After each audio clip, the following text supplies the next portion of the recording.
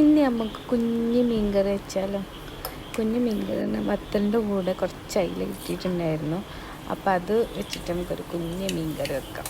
ആദ്യം കടുക് ഇട്ടു, അത് പൊട്ടിക്കഴിയുമ്പോഴേക്കും അതിലേക്ക് കുറച്ച് ഉലുവ ഇട്ടു. കുറച്ച് ഉലുവ ഇടാൻ പറ്റും, അല്ലെങ്കിൽ കയ്പ്പ് വരും.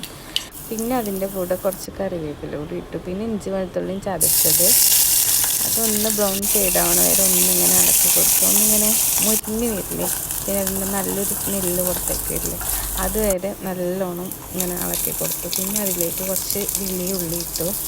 വെല്ലുള്ളി ഒന്നിങ്ങനെ വഴണ്ട് വരുന്ന വരെ നല്ലോണം ഇളക്കി കൊടുത്തു. പിന്നെ അതുപോലെ തക്കാളി ഇട്ടു. തക്കാളി കുറച്ച് അധികം ഇട്ടു കേട്ടോ. എനിക്ക് തക്കാളിയുടെ ഫ്ലേവർ ഇഷ്ടമാണ്, അതുകൊണ്ടാണ് ഞാൻ തക്കാളി കുറച്ച് കൂടുതലായിട്ട് ഇട്ടത്. തക്കാളി നല്ലോണം വാടിയിട്ട് ഒന്ന് അടച്ച് വെച്ചിട്ട് ഇങ്ങനെ വാടിയ രൂപത്തിലല്ലേ അങ്ങനെ ഒക്കെ സെറ്റാക്കി. പിന്നെ അതുപോലെ പുളി കുറച്ച് വെള്ളത്തിലിട്ടിട്ടുണ്ടായിരുന്നു, അതൊന്നിങ്ങനെ നിരത്തി പിഴിഞ്ഞ് വെച്ചു. പിന്നെ അതിലേക്ക് ഈ ഏകദേശം ഇതായി വന്നിട്ടുണ്ട് കേട്ടോ. മീൻകറിക്കുള്ളൊരു തക്കാളിക്കൊന്നിങ്ങനെ ഉടഞ്ഞ് വന്നിട്ടുണ്ട്. കുഴപ്പമില്ല. ഇനി ഉടയാത്തുണ്ടെങ്കിൽ നമുക്കൊന്ന് ഉടച്ച് വെക്കാം. ഓക്കെ, അങ്ങനെ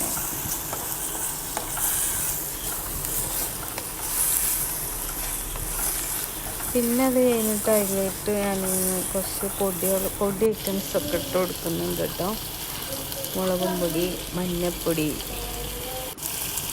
പിന്നെ കുറച്ച് മല്ലിപ്പൊടി, കൂടുതലില്ല കേട്ടോ.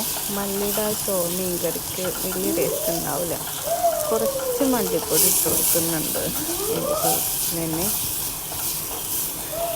പിന്നെ ഞാനിതിലേക്ക് ഉപ്പിടാൻ മറന്നിട്ടുണ്ടായിരുന്നു, ഇപ്പോഴാണ് ശ്രദ്ധിച്ചത്. കുറച്ച് ഉപ്പ് ഇട്ട് കൊടുത്തു. പിന്നെ ആ പുളി വെള്ളം ഉണ്ടായിരുന്നില്ല, അതും കുറച്ച് ഒഴിച്ച് കൊടുത്തിട്ടോ. കുറച്ച് മല്ലിയില ഇട്ടിട്ട്, മല്ലിയില വേണമെങ്കിൽ ഇട്ടാൽ മതി കേട്ടോ. എനിക്ക് മല്ലിയുടെ ചുവ ഇഷ്ടമാണ്, അതുകൊണ്ട് ഇട്ടു. പിന്നെ അതൊന്ന് തിളച്ച് വന്നപ്പോൾ അതിലേക്ക് മീനിട്ടു. കുറച്ച് കറിവേപ്പില, മീൻ വെന്ത് കഴിഞ്ഞപ്പോൾ കുറച്ച് കറിവേപ്പില അതിൻ്റെ മുകളിലോട്ട് ഇട്ടു.